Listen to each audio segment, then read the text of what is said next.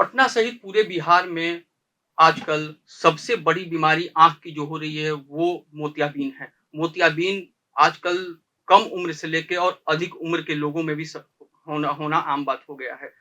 लोगों में एक मिथ्या है कि मोतियाबिंद पके तभी उसकी सर्जरी कराएँ, इसके पहले सर्जरी ना कराएँ। लेकिन आजकल आधुनिक चिकित्सा पद्धति में मोतियाबिंद पकने का इंतज़ार बिल्कुल नहीं होता है। किसी भी उम्र में आप मोतियाबिंद की सर्जरी करा सकते हैं। मोतियाबिंद क्यों हो रही है? इसका कारण क्या है? इसको देखते हुए आज प्रभात खबर की ओर से मेडिकल परिचर्चा कार्यक्रम का आयोजन किया गया है, जिसमें आईजीआईएमएस के नेत्र रोग विभाग के प्रसिद्ध नेत्र रोग विशेषज्ञ डॉक्टर नीलेश मोहन सर आज हमारी स्टूडियो में मौजूद हैं। सर आई बैंक के इंचार्ज भी हैं। उनकी देख-रेख में पटना सहित पूरे बिहार में कॉर्निया ट्रांसप्लांट भी हो रही है। सर स्वागत है हम आज हमारे स्टूडियो में आपका। पहले तो मोतियाबिंद सर बहुत कॉमन समस्या हो रही है सर। तो सर मोतियाबिंद का क्या आधुनिक इलाज है और क्यों होती है? देखिए, मोतियाबिंद तो आज की बीमारी नहीं है, इस ज़माने से है और ये उम्र के हिसाब से मोतियाबिंद हर तबके में होना ही है। मोतियाबिंद का कारण बहुत सबसे कॉमन कारण होता है उम्र के हिसाब से जो मोतियाबिंद डेवलप करता है। बाकी बहुत सारे कारण होते हैं, जन्मजात बच्चे में भी मोतियाबिंद होता है, चोट लगने के कारण होता है, बहुत सारी दवाइयाँ कुछ बीमारियों के लिए इस्तेमाल करते हैं, उसके कारण अच्छा मोतियाबिंद दवाओं डेवलप का कर साइड इफ़ेक्ट भी साइड मोतियाबिंद का इफ़ेक्ट में कारण भी होता है। वो भी होता है। तो मोतियाबिंद एक ऐसी चीज है कि आपके आंखों में जो लेंस होता है वो क्लियर एंड ट्रांसपेरेंट होता है, उसमें ओपेसिटी आना उसमें।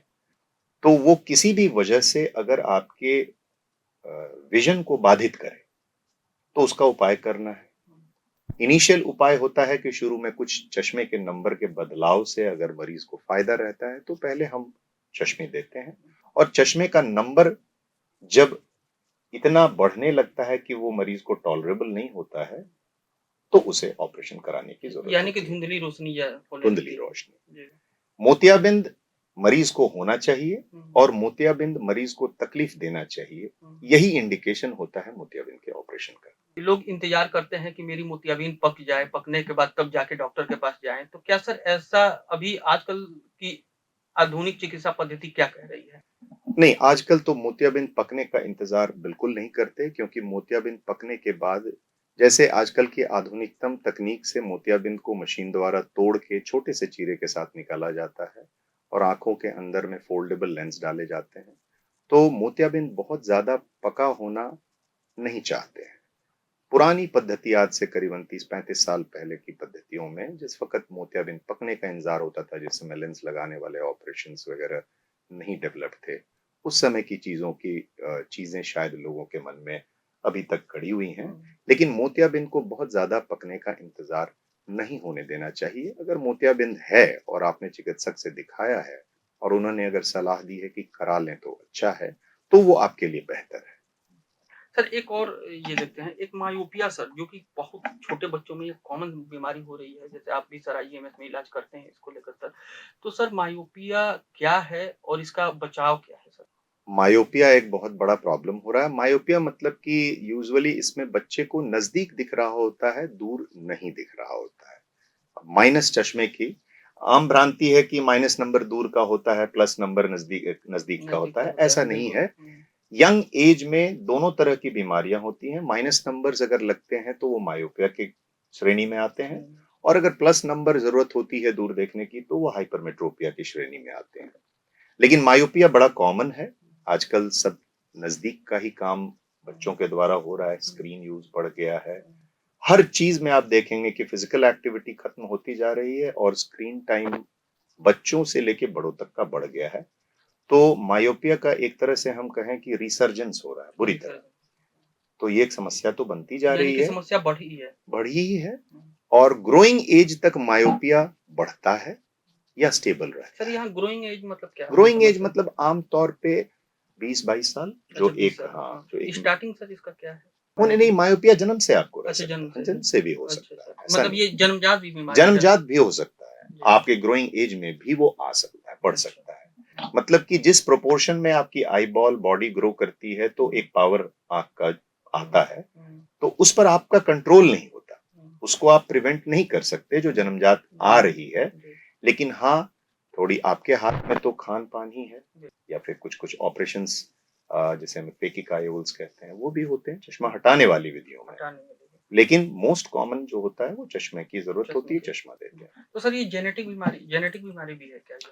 बिल्कुल, मायोपिया में अगर माँ-बाप को मायोपिया है, माइनस नंबर्स ज़्यादा हैं, तो बच्चों के चांसेस ऑफ डेवलपिंग मायोपिया ज़्यादा होते अच्छा, हैं। ज़्यादा होता है। बट उल्टा नहीं है। हुँ, यानी माँ-बाप को अगर ना हो, तो ये हुँ। कोई ज़रूरी नहीं है कि बच्चे को नहीं होना चाहिए। अच्छा, ऐसा ये नहीं है। माँ-बाप को हुँ, नहीं है, तो भी हुँ, बच्चों को कहीं से हो वो सकता आ है। सकता है। ये ये चीज़ें हुँ, देखी गई हैं।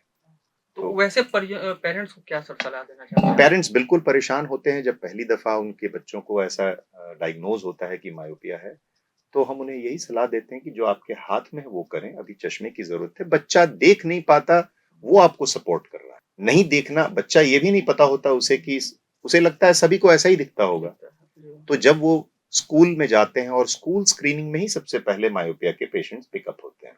जब उन्हें रोटेशन में बेंच में आगे से पीछे बिठाया जाता है, तो उन्हें ब्लैक बोर्ड की चीज़ें नहीं दिखती हैं, तो वो आते हैं। आते हैं। और वो परेशान ये होते हैं कि हम क्या करें डॉक्टर साहब? हुँ, तो उनके लिए तो सिर्फ जो हाथ में है वो खान-पान ही है खान-पान और बाकी चश्मे का इस्तेमाल और ग्रोइंग एज में एक फिजिकल एक्टिविटी पे हम लोग थोड़ा ज़्यादा कहते हैं कि आप लोग इस पर ध्यान रखें कि बच्चे पढ़ने के अलावा अपने रिक्रिएशन में भी स्क्रीन टाइम ही पे रहते हैं। वो एक बहुत बड़ा कारण बनता जा रहा है वर्ल्ड वाइड अभी।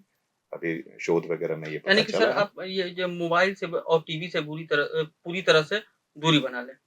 पूरी तरह नहीं, रेगुलेटेड दूरी रेगुलेटेड रखें। दूरी, हाँ, कम आज देखें उसको, हाँ, एक सीमा तो होनी पड़ेगी, होनी पड़ेगी, वरना जी। बच्चों पे ज़्यादा असर होता है। आजकल बच्चे बदमाशी कर रहे हैं तो पेरेंट्स होते हैं मोबाइल दे मोबाइल दे दिए, देते हैं। थोड़ा-सा शांत रहे। तो वो चीज़ों पे थोड़ा अपना ध्यान देना यानी कि होगा। सर ये बोल सकते हैं कि ज़्यादा स्क्रीनिंग मायोपिया का सबसे बड़ा कारण हो सकता है। Screen time one of the cause है। और सर ये बीमारी ना हो, उसको के लिए आप क्या कहना चाहते हैं हमारे दर्शकों को? देखिए, ये मायोपिया बीमारी ना हो ये चीज़ के लिए आपके हाथ की चीज़ नहीं है वो। आगे ना बढ़े, आप जन्मजात किसी को अगर नंबर है, उसमें आप कुछ नहीं कर सकते। माँ-बाप को अगर पावर है और बच्चे को आया तो आप अर्ली स्कूल स्क्रीनिंग कराएँ, आप सजग रहें कि माँ-बाप को मायोपिया है तो स्कूल जाने के पहले या जाने के टाइम पे एक बार ज़रा सलाह ले लें, कहीं बच्चे को ऐसा है तो नहीं। हो सकता है ना भी हो, कम हो, तो ये आप थोड़ी-सी सावधानी रख सकते हैं कि बच्चे को कष्ट ना हो। लेकिन जब वो डायग्नोज़ होता है, तो आपका ध्यान देना है कि चश्मा इस्तेमाल हो ताकि उस बच्चे की रोशनी बनना और उसे उसका दिखना दोनों साथ-साथ चलता है। तो जितनी जल्दी दिखा लिया जाएगा, तो बच्चे के फ्यूचर के लिए वो अच्छा होता है।